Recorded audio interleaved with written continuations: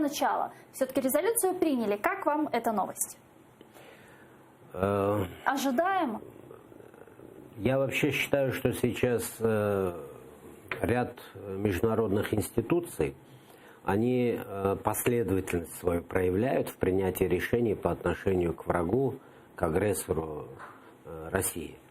Это и международные трибуналы, суды, это и продление санкций, это и сейчас непосредственно продолжение вот этой последовательной политики Америки в части принятия Конгрессом решения о введении санкций против Северного потока-2. Это и увеличение финансирования нам военной помощи со стороны американцев.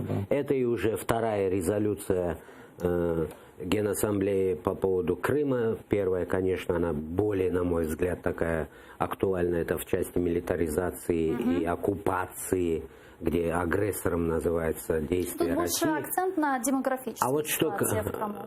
Что касается вот этой политики прав человека, вообще, еще раз говорю, это очень большая работа и дипломатов вот той формации, которая сформулирована с началом агрессии, то есть после 2014 года, когда Украина меняться начала.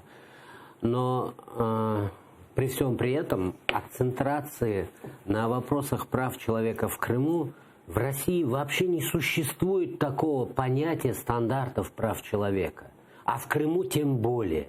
Нужно, конечно, хочется, и об этом я сам говорил на всех международных площадках, хочется, чтобы наконец открылись глаза и называли суды, правоохранительные органы, это карательная система тоталитарного режима во главе с преступником 21 века Путиным.